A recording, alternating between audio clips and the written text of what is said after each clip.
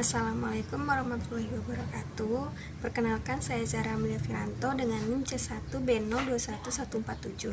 Di video ini saya akan menjawab pertanyaan dari UTS Manajemen Rantai Pasok dengan dosen pengampu Bapak Dr. Anang Fazri, STMM.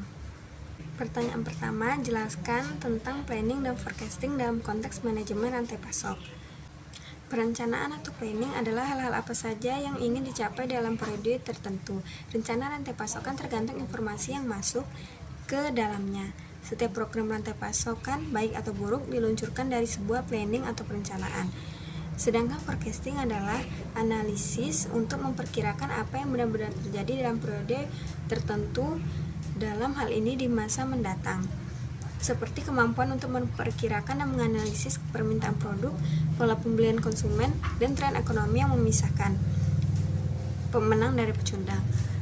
Peramalan permintaan produk secara akurat adalah ukuran terpenting dari operasi supply chain management.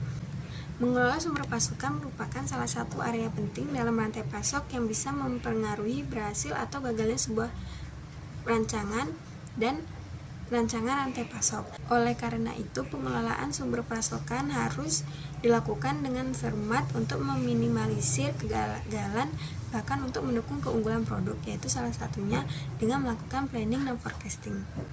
Pertanyaan kedua, jelaskan tentang procurement dalam konteks manajemen rantai pasokan. Kata lain untuk procurement adalah purchasing atau sourcing, yang merupakan salah satu proses manajemen rantai pasokan utama. Menurut Larry Paquette, peran procurement adalah untuk menemukan salah satu perusahaan di luar sana yang dapat menyediakan produk yang dibutuhkan lebih baik dari orang lain. Sebagai bagian dari supply chain management, procurement juga dikatakan sebagai bagian inti dari strategi korporat perusahaan. Manajemen procurement memegang peranan penting dalam menentukan sukses atau tidaknya sebuah bisnis. 5 strategi procurement menurut Mickey Berry atau Eastman VP adalah: pertama, mengintegrasikan pengadaan dalam operasi supply chain. Lalu yang kedua, ada bekerja sama dengan mitra bisnis internasional. Yang ketiga, ada mengembangkan strategi pemasok. Yang keempat, ada terus mengembangkan dan meningkatkan kemampuan untuk memberikan hasil. Lalu yang kelima, ada berkontribusi pada kesuksesan perusahaan. Pertanyaan ketiga, jelaskan tentang manufacturing dalam konteks manajemen rantai pasokan. Manufacturing adalah aktivitas bisnis untuk mengelola bahan mentah dengan melalui proses bertujuan mengubah bentuk, sifat, dan penampilan produk. Aktivitas ini mencakup proses dari bahan mentah menjadi produk utuh atau setengah jadi. Proses rantai pasokan perusahaan perlu disertai dengan praktek continuous improvement seperti Lean Manufacturing dan Six Sigma. Lean Manufacturing adalah filosofi manajemen yang berfokus pada menghilangkan pemborosan, mengurangi persediaan, dan meningkatkan profitabilitas.